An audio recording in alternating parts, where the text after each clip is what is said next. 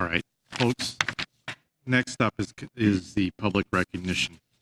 This is an opportunity for the public to come up and address the council on any city-related item that is not already on tonight's consent agenda, under general business, or under our public hearing. When you come up to the podium, we ask that you please state your name and then limit your comments to under 3 minutes. You'll know when 30 seconds are left when the yellow light lights up at the podium. That'll be your cue to go ahead and wrap things up, please. Also, there is a sign-up sheet in the back of the room, and we would like you to sign up and put your contact information if you want to be contacted for follow-up on any questions you may have. With that, I now open up for public recognition. Be shy.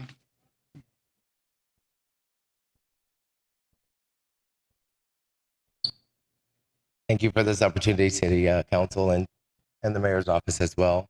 My name is Gerald Harris, and basically I'm sort of a self-appointed ambassador to the homeless situation that we have here in Bremerton, and just trying to raise awareness as to some of the difficulties that we face as being homeless individuals in this community.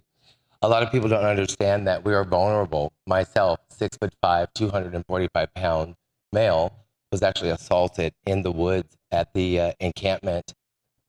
We're trying to let individuals know that we're out there. Our position is very dangerous. It's not just simply sitting under a bridge or sitting in a park somewhere. Our lives are actually at risk. We're asking that City Council and the Mayor's office sort of work together to see if we could possibly come up with some solutions. Most of us are willing to put in sweat equity to fix our own situations. We just need this opportunity. Unfortunately, to this day, after having that assault on myself, charges have still yet to be brought against that individual. And my personal belief is that if I were a sort of contributing member of this community, as they would say, I think that the actions would have been moved a little bit faster and maybe in a different direction. I think because of my homeless status, that's what people see first. And that's why the professionals who were contacted to assist me, I believe they have failed me because I don't have a resident, I don't have a job, I don't have a tax ID number. I'm just some homeless man who got assaulted and beat up. Serious injuries actually didn't result from it, but the attack aggravated my existing medical conditions. And I was so hoping that the medical facilities here that were responsible for my treatment would have recognized that, but they failed to do so. So please, when you look at us, understand that we are vulnerable. Even a large person as myself, we still are vulnerable to these sort of attacks by our own members of society who are confused or angry or upset about our particular situations. So that's really the heart of my conversation with City Council, is to please allow us to assist you if you need us to work towards a solution and fix this situation that Bremerton has. I'm not the only face. I'm sure you've seen my face in the newspaper, heard my voice at different speaking engagements, but there's more than me that's out there. There's a lot of us who need your help, and we need for these solutions to come about very quickly before it gets worse. So whatever we can do as a homeless community, please direct us and allow us to assist in resolving those issues. That's really all I have to say. Thank you for your time. Well, thank you, Mr. Harris. I will say you're very well spoken. Thank you for sharing your experience with us.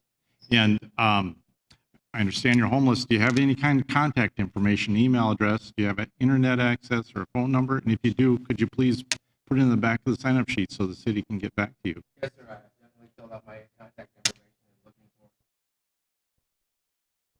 something to any further instructions. Okay, great. Thank you, Mr. Harris. Okay, anyone else for public recognition?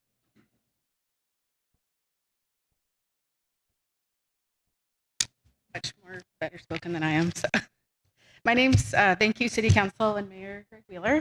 My name's Kimmy Siebens. I'm the founder of Their Voice. It's a nonprofit that assists homeless pet owners. I'm also a registered nurse, and I work in the trauma ICU over in Seattle at Harborview Medical Center. And so therefore, I've worked closely with homeless people for over 12 years. I'm here today representing myself in order to introduce you to two homeless women that I've gotten to know over this past year. This is Rita Dawson and her mother, Sharon Scheidt. You don't have to stand up, Sharon, who's 76 years old. They became homeless after a series of events, including losing their home to foreclosure, being victims of domestic violence, and having disabilities that prevent them from having any type of gainful employment. They receive approximately $1,400 per month. However, all of the rentals that I've looked into have pretty challenging income requirements.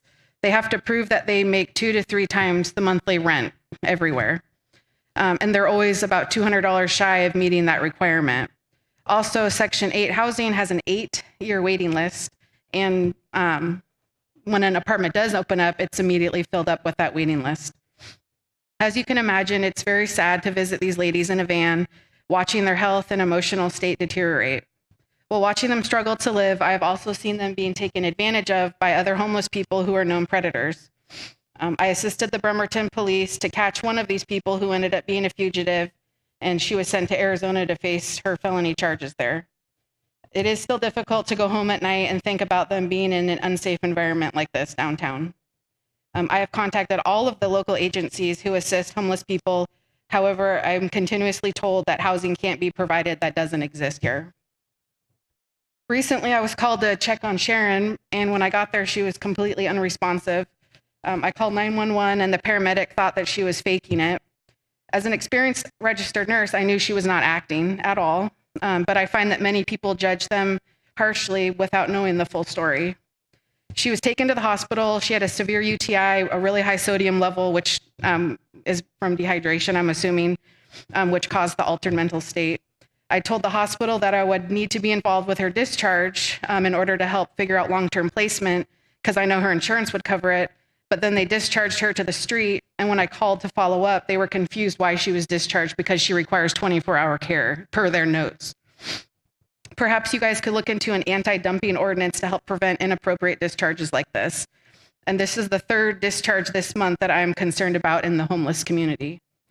On a lighter note, my homeless community group recently acquired a travel trailer for both of those ladies to live in, and I'm really close to getting spotted a trailer park. They have more than enough money to afford it. My main point is that I can't keep doing this for everybody. There's so many more like them here. And it's only going to get worse as the baby boomers get older and the aging increases. So please just keep them all in mind when you're making decisions. I don't have a good solution right now, but I just wanted to share my story, what I've seen.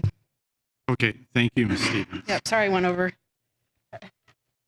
Thank you very much. So again, just remind 3 minutes when it's, no worries, but go ahead, sir. My name is Richard LaMieux. Some of you know me. I'm on the board of the Bremerton Food Bank and also on the United Way board for EFAP, the Emergency Food Program for Kitsap County and others. And I wrote a book called Breakfast at Sally's about my 3 years of living on the streets in Bremerton, Washington. I'm here because this wonderful lady here, the work she is doing, she needs help, number one, to get that help from some people in the city. I know that everyone on this council has a big heart, and I know the mayor has a big heart, and I've seen many steps taken to try and help homeless people, but it is insufficient. Our population here is growing. As you know, it's growing emergency status in Seattle, San Francisco. The head tax you talk about, we talked about briefly. As you know, that city council took a lot of heat, and because they don't have an answer to the problem of their population. Something has to be done, and it's going to grow bigger and bigger and bigger unless things are done. But getting back to Kitsap County, I'm here today to ask that you find a way to establish some sort of emergency fund. I know this seems like it's outside the box of what's happening, to address exactly that issue, where we can get our people off the street as quickly as possible. That young man who spoke there, you can see he's well-spoken, he can work, he just needs a job. If anyone in this room needs to hire somebody, maybe the city does, he can do the work. I also would like to pitch the Housing First program, which many of you know about already, you've read about it. It is the only solution because we have to have a solution for homelessness, not only in the big cities, but also here. That program is working wonders in Salt Lake City, in Columbus, Ohio, and Houston, Texas, and we need as quickly as possible to establish a housing first program right here in Bremerton. So thank you for your time. I hope you can do something more than what is being done. Thank you very much. Thank you, sir.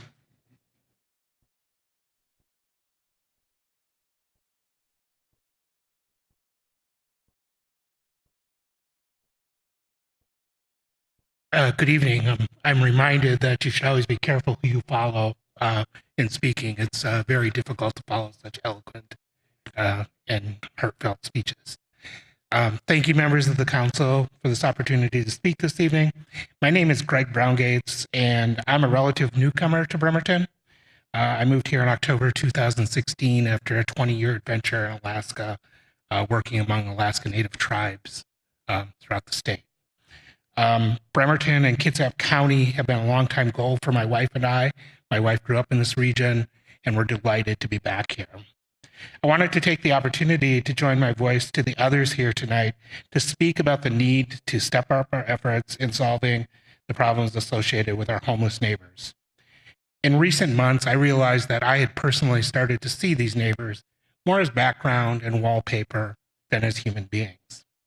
When I'd realized that I'd done this, I tried to reach out as I could. To be truthful, it was and is an experience that's well outside my comfort zone. The problems of our neighbors who are homeless are not just lack of housing and run into a myriad of issues, including mental illness, substance abuse, and social issues.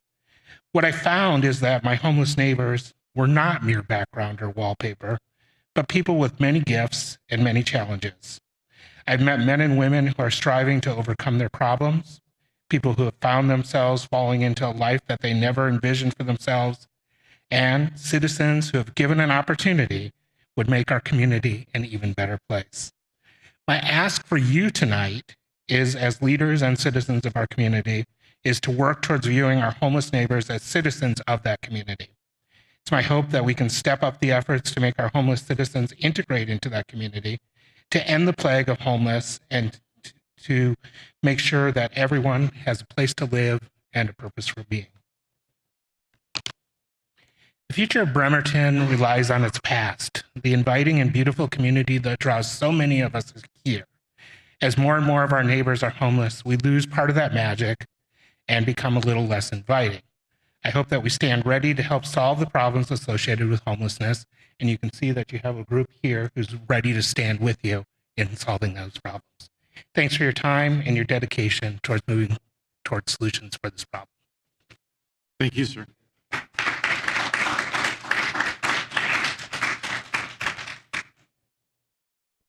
Anyone else for public recognition?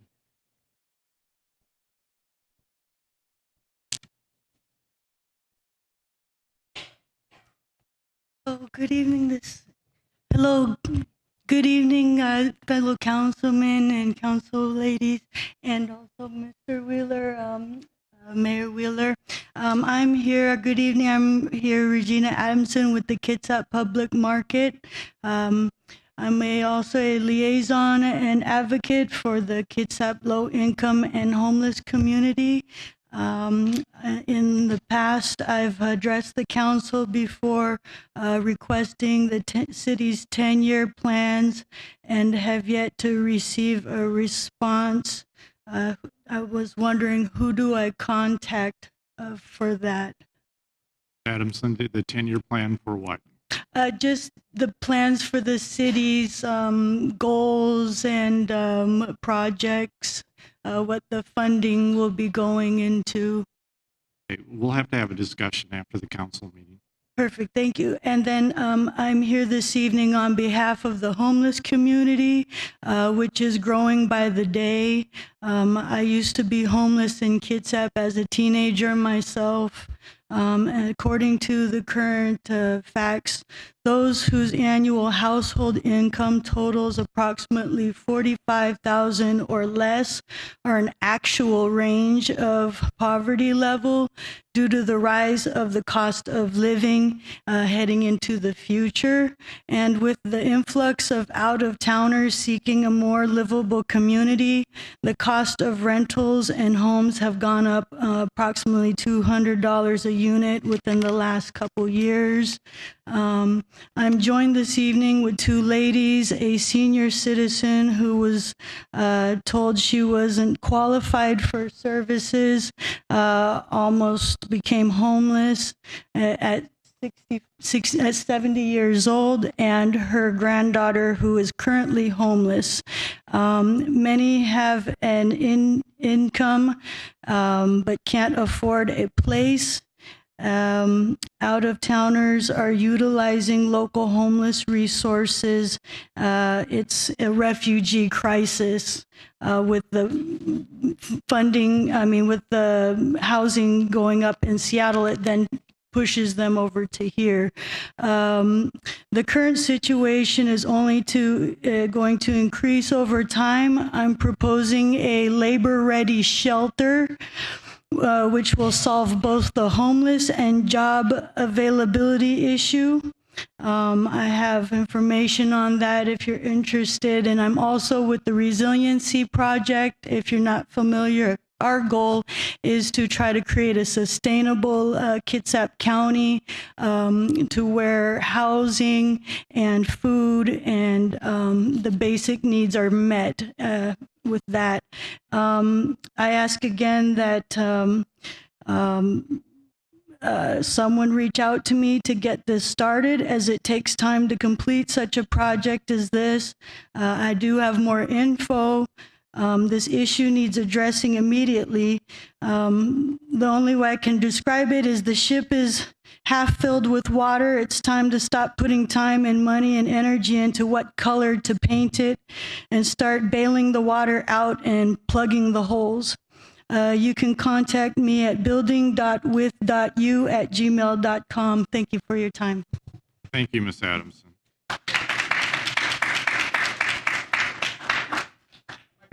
Mayor Wheeler, please.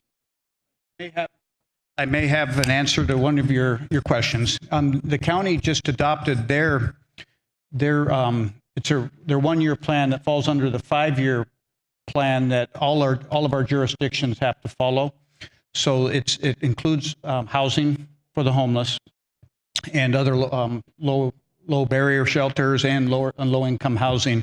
Tonight, our council is going to review our CDBG, and it follows the 5-year plan that the council set about 3 years ago. So I think, and council, if you'll give me just a minute, what would really be important is to be around and be close to this next year, where the council, not only our city council, but the county, start the next 5-year plan and identifying our top priorities. I think we all know what they are. But it's important to have those voices. That'll start next year. So tonight you'll see a little bit of action on the past 5-year plan. All right, thank you. Thank you, Mayor Wheeler. Anyone else for public comment?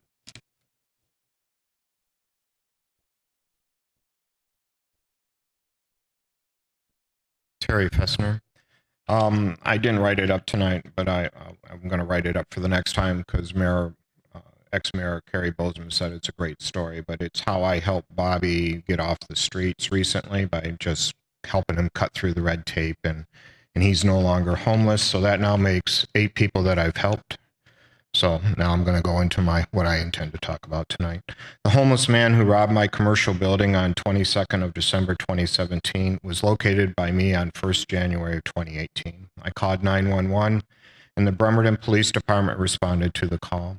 The responding officer, Corporal Schaefer, did everything he could to try to get my stolen property back, which I truly appreciate. The homeless man was arrested and charged with theft and trafficking of stolen goods. He admitted his guilt at the time of arrest. I was informed in early February the prosecuting office was going to charge him on both counts. After several visits to the courthouse, he finally waived his rights to a trial and was sentenced to 10 months in jail. This finally occurred in April of 2018. I don't remember what the city of Bremerton pays for a jail bed, but I think it's around $97 per day. So with a 10-month conviction, I just spent approximately $30,000 of your budget for jail beds. Thank you. With this jail sentence, there is one less homeless person on the streets. I would have hoped the jail would help in rehabilitation for this person, but I don't believe the jail does this. If this statement is true, we as a society should look at what does it take to help rehabilitate a person who is incarcerated. The homeless continue to urinate on the building for the downtown library. They have even written number 1 on the concrete wall.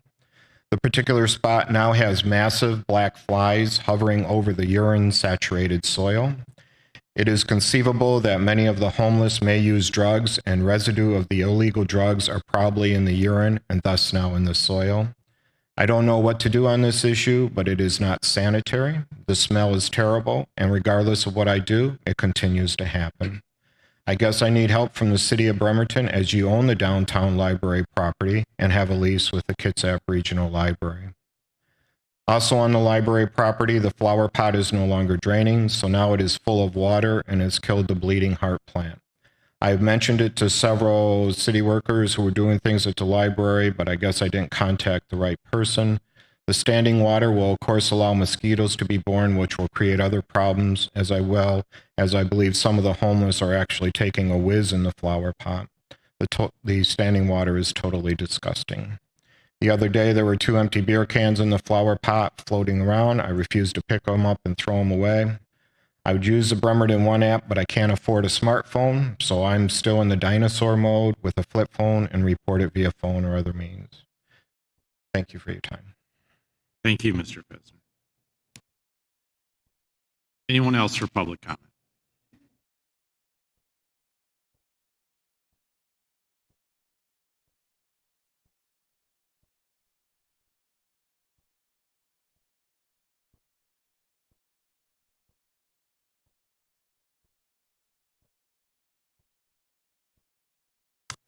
Hello, City Council. My name's Mike O'Shaughnessy. I'm the Executive Director of the Kitsap Rescue Mission right downtown. Thank you, Mayor Wheeler, and City Council for allowing me to speak today. I actually was just informed by friends that actually come into our shelter for service that they were going to be speaking on some of the homeless issues. I wasn't going to speak tonight, but I just felt like, one, we've got some new City Council members who don't know me or what the Rescue Mission does. And 2, I just felt that you guys need a voice.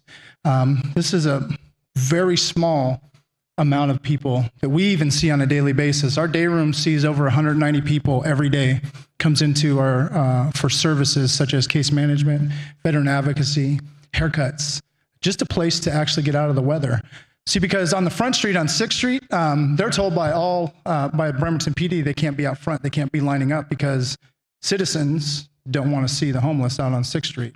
But then they don't want them in the back alleys either because that's a right-of-way for city traffic and things like that. So there's nowhere to go. When our building is maxed out, they kind of just overflow into the streets. So there's an issue with that.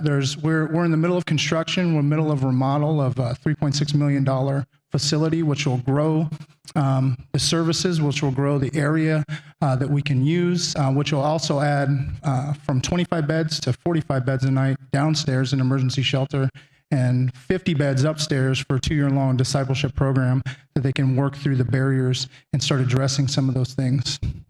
We're also part of a larger organization called Association of Gospel Rescue Missions. So Seattle, Union Gospel, Everett, Tacoma are all sister missions with us. And what we're actually finding within the mission organization is it's 5 years that it takes for people to go from homelessness to successful back out into community because some of the barriers are so tough to get over. It takes that long to get to that point. And right now, currently, we are the only low barrier shelter operating year-round, all year round, with 25 beds. Last year, we provided 8,000 bed nights to over 156 unique individuals in our shelter. This year alone, we're already approaching 3,000 bed nights to about 137 individuals. And that's not enough. It's not sufficient in the county. We actually need a 100-bed shelter in the city or in the county that could at least act as emergency services for getting people into the next steps. So I just implore you to, as you consider the Kitsap County model of their ordinance, to seriously consider what Bremerton can do to be proactive in this homeless issue. So thank you.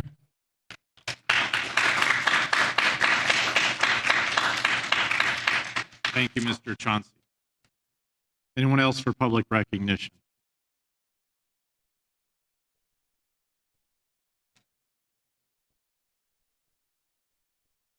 Hello, my name is Anna. I'm going to make this very quick.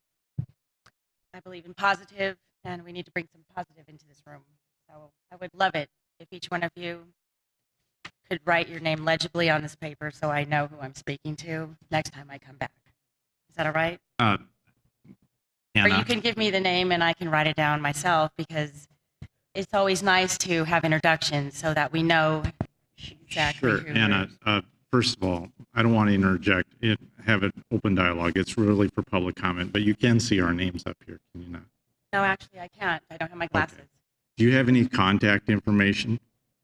Could you put your contact information in the back, please? Actually, I don't even have that right now. Okay. I'm homeless. All right. If you would This like is to my stay. hometown. I'm 45 years old, and this is Thank you, Anna. Do you have any other comments you'd like to make? so. In other words, I can't have you give me your names, and I can write them down. Thank you, Anna. Yeah, I have quite the story. If anyone's interested. Thank you.